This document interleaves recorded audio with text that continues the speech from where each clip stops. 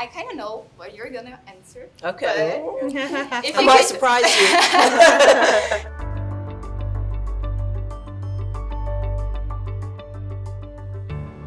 I like how Desmond is very much like created to confront the Bene Gesserit.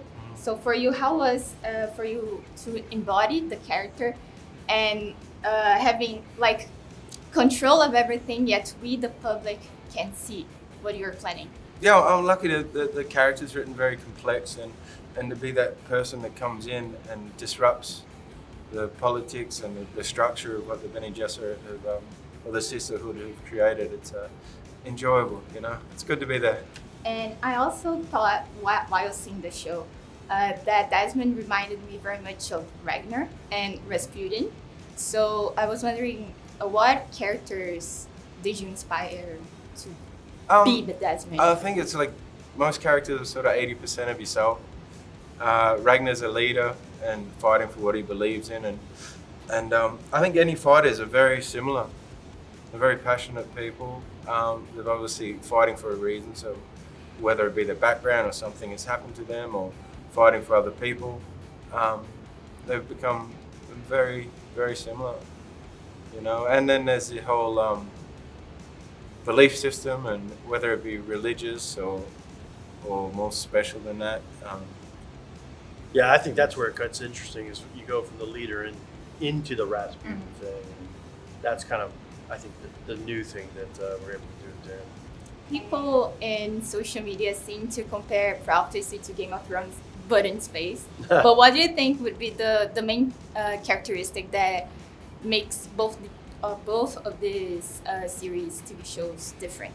I think that because our show is predominantly based on the sisterhood, you were talking about you know, the kind of the fight for power is taking place on a much grander scale in Dune Prophecy, and the objective isn't necessarily a throne. The objective is to be the person that stands behind the throne, and that's where the seat of power really is. That's where all the decisions are really made, and it just so happens that space is a space where people are constantly vying for it. There's a lot of combat, there's a lot of scheming, and there's a lot of conniving just to be in that realm.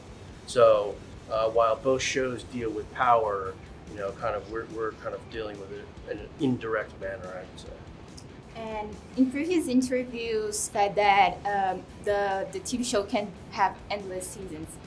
But if you could adapt any other book from the Frank Herbert series, what would you think would be interesting?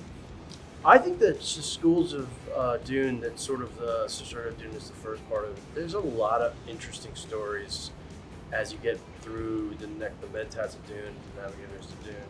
There's a lot of interesting characters for us to kind of meet that exist in those worlds. And with luck, we'll get to continue to tell our story, and maybe that will happen. If you could choose to be part of any house or society in the Dune universe, Harkonnen, Atreides, Tleilax, I know Bene Gesserit, but you guys are boys, so I don't know if that could happen. But what would you choose? I would be a sword master. Those guys sound like they have a lot of fun. Yeah, but like Kieran Atreides, I think would be kind of cool. I actually don't know. I could see you as a Bene Gesserit. We still see a lot of technology in this TV show, this part of the universe. How was balancing, you know, mysticism with the technology and making it that one doesn't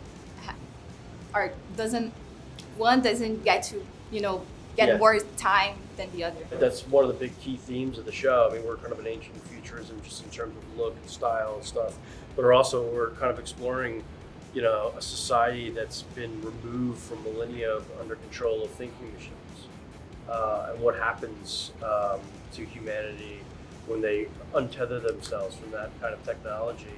How do people respond to that technology? Who jumps into the place of the machines to control humanity's progress this forward? And it's I think it's an interesting look about how people respond to all that. Can they live without it.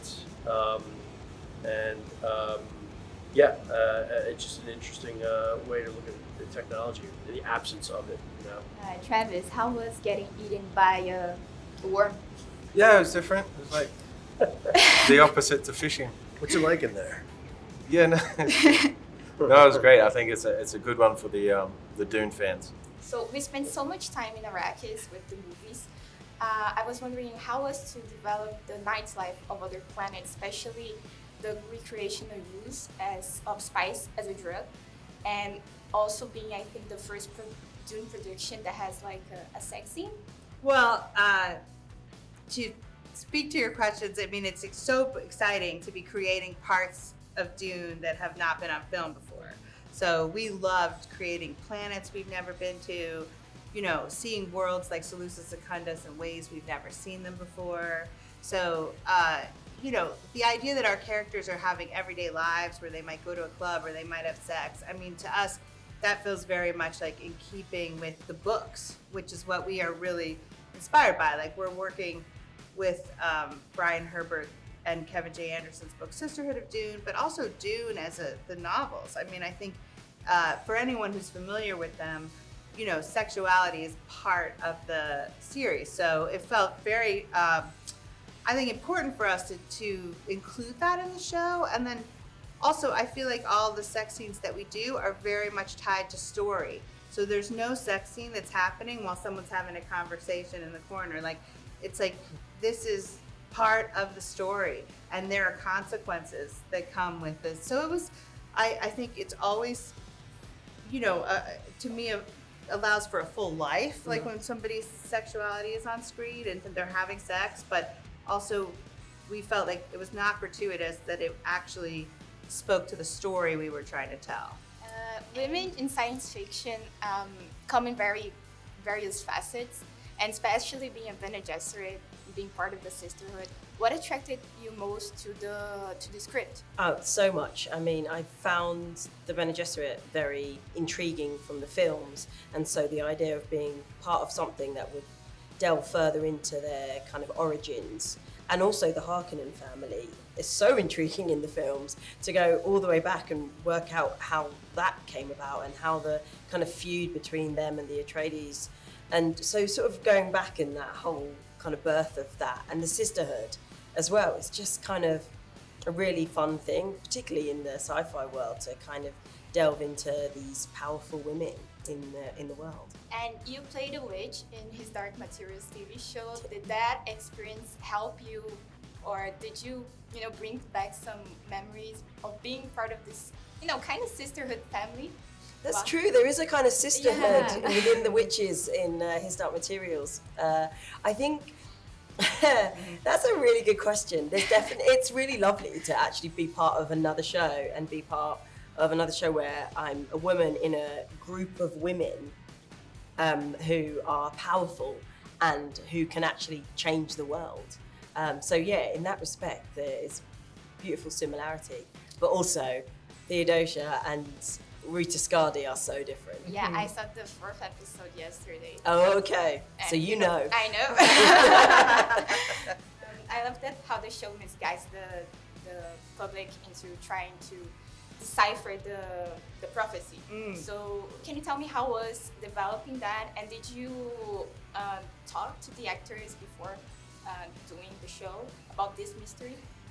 Oh yeah, I had conversations with all the actors about the show. We knew where we wanted to go, and we knew why every character was important, and why we were hoping that each actor we were having this conversation with would want to jump on board and come and play their part. So that was really, I don't know, it feels so long ago now, but like so exciting. Because we're a prequel and we're so far from the movies, and we're showing the origin of where the sisterhood started, we thought it would be incredibly compelling to start with a prophecy that was real, and then see what that teaches the sisterhood as they respond to it.